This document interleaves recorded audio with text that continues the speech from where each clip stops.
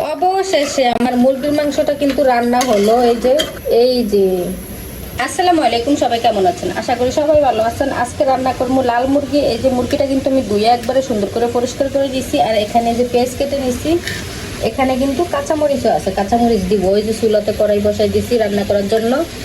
পেঁয়াজগুলো দিয়ে দিতে প্রথমে, তারপরে হচ্ছে গিয়া এই যে এখানে গরম মশলা আছে, লং এলাচ, দারচিনি, এগুলো দিয়ে দিলাম। কাঁচামরিচটাও কিন্তু এখন সাথে দিয়ে দেবো আমি। এইখানে কিন্তু পরিমাণ মতো তেল দিয়ে দিচ্ছি আমি। এই যে এখন পেঁয়াজটা ভাজা ভাজা করে লাল করে দিব। এইদিকে পেঁয়াজটা কিন্তু আমার ভাজা হয়ে গেছে। এখন দিয়ে দিব আমি মশলা হচ্ছে যে এই যে আদা রসুন বাটা, আর এখানে জিরা বাটা। জিরার সাথে কিন্তু পেঁয়াজও আছে, মানে পেঁয়াজও দিচ্ছি অল্প পরিমাণে, বেশি না। আদা রসুন বাটা দিয়ে দিলাম, সবটুকুই কিন্তু দিয়ে দিলাম। আর এই দিক থেকে কিন্তু এই যে জিরা বাটা দিয়ে দিলাম। এখন মশলাটা ভালো করে ভাজা ভাজা করে নেবো। আর এগুলো কিন্তু আমি পাটায় বাইটা নিছি, মশলাটা আমি পাটায় বাইটা নিছি। মশলাটা কিন্তু আমি 2 মিনিট ভাজা ভাজা করে নিছি। আর মশলাটা যদি একটু তেলে ভাজা ভাজা করে নেন তাইলে কি হয় জানেন, গ্রানটা কিন্তু খুব সুন্দর আসে। এখন হলুদ, লবণ, মরিচের গুঁড়া দিয়ে দিব। এই দিকে কিন্তু আমি লবণ, হলুদের গুঁড়া, মরিচের গুঁড়া দিছি। হলুদের গুঁড়া 1.5 চামচ, আর হচ্ছে মরিচের গুঁড়া 2 চামচ, কারণ একটু জাল বেশিই দিছি। মুরগির মাংসের তরকারি একটু জাল জাল ভালো লাগে বেশি। আর সব তরকারি আমি একটু জাল বেশি পছন্দ করি, সেজন্য একটু জাল বেশি করে দিই। এখন মশলাটা ভালো করে কষিয়ে নিব। এইদিকে মশলাটা কিন্তু আমার কষানো হয়ে গেছে। এই যে দেখেন তেলটা কিন্তু পুরো বাইসা গেছে গিয়া। আমি কিন্তু মশলাটা 2 থেকে 3 মিনিট কষাইছি, মানে এরকম হবে আর কি, 2-3 মিনিট। এখন মাংসটা দিয়ে দেব।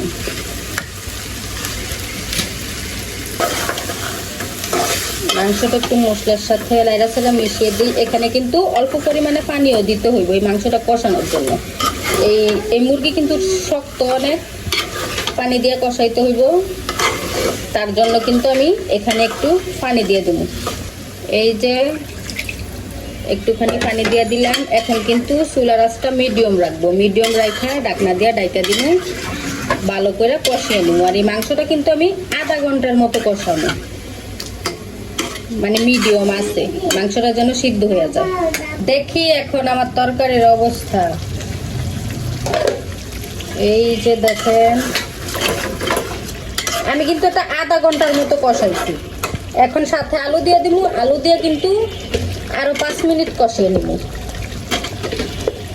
অল্প কয়েকটা আলু কিন্তু দিলাম, ছোট আলু এগুলো, নতুন নতুন আলু ছোট। এখন আরো 5 মিনিট কষাবো, তারপরে হচ্ছে যে জল দিব। আলুটা দিয়ে কিন্তু আমি 5 মিনিটের মতো কষাইছি। এখন হচ্ছে যে এই যে লাইগা লাইগা যাইতেছে, এখন আমি পানি দিয়ে দিব, মানে পরিমাণ মতো ঝোলটা দিয়ে দিব আর কি। আর ঝোল দেওয়ার পরে রান্না হওয়ার অপেক্ষা। এই যে ঝোলটা দিয়ে দিলাম। এখন হচ্ছে যে আমার তরকারিটা রান্না হওয়ার অপেক্ষা। ঝোল একটু বেশি দিছি, কারণ এগুলো শক্ত মুরগি না, আমি একটু নরম করে রান্না করবো, সেজন্য ঝোল একটু বেশি দিছি। কষাইছিও বেশিক্ষণ, আধা ঘন্টা কষাইছি, ঝোলও একটু বেশি করে দিলাম।